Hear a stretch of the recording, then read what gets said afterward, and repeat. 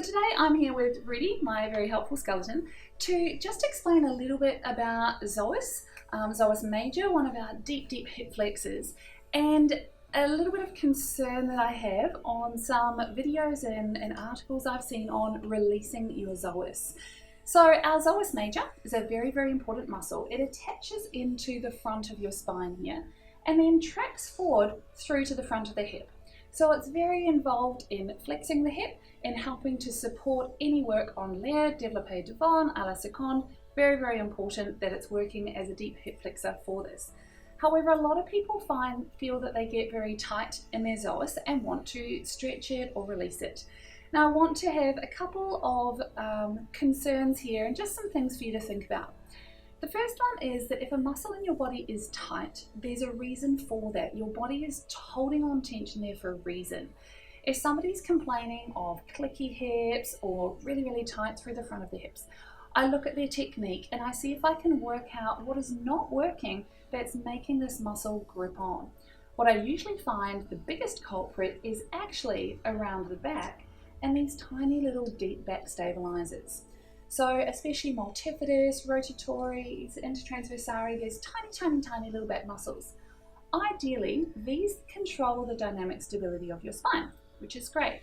However, if they're not doing that, so if they're weak for any reason, if you've had a lot of abdominal pain, back pain, or they've just never learned to work properly, this is a little bit unstable. Our body, if it feels unstable, tries to use something else to hold on, and it often grips on with the big back muscles and also attempts to stabilize from the front. Now, in normal humans, the psoas is classed as a spinal stabilizer, and that's fine. If you're walking around like a regular pedestrian, you can use your psoas to stabilize. However, if you want to have your legs above your ears half the day, that's not going to work so well. So we need to specifically retrain the hip and the back in a slightly different way.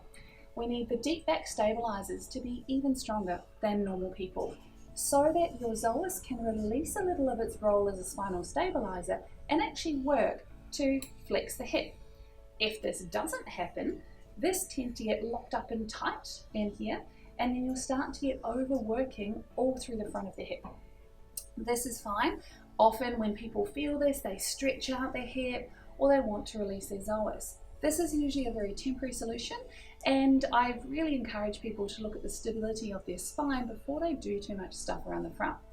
However, I also want to say that sticking your fingers in, using a crowbar, using a broomstick are very bad ideas if you're trying to release your psoas. Originally, I saw a demonstration of this in a running magazine where there was a picture of a guy with a broomstick through his abdomen to release the psoas. I thought it was just a picture, somebody had drawn it and nobody will really do that, but I've since discovered that on YouTube there are quite a few videos of people demonstrating how to release your psoas using other implements.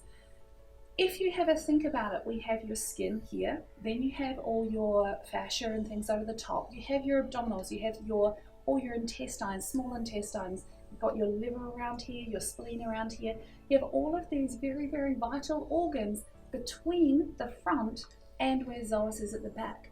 So if you're trying to come through your stomach to release your psoas, you are compressing and possibly damaging a lot of tissues along the way.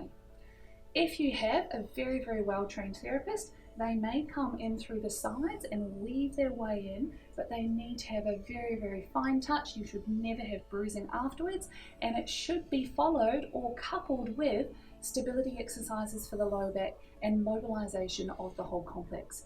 So please do not shove your fingers in there, use tennis balls or any other hard implements to try and release your psoas from the front. If you are feeling tight through there, we have a whole series of hip flexor mobilizers that you can use to free up the fascia and free up the tissues around that area, but it always needs to be coupled with very fine stability work for the tiny little low back muscles. The benefits of this are much more open, much freer hips, higher extensions, and not so much tensional pain. So please have a little think about what you're doing in this area, and if you have any questions, then please contact your local health professional or come and see us in clinic and we can see if we can work something out for you.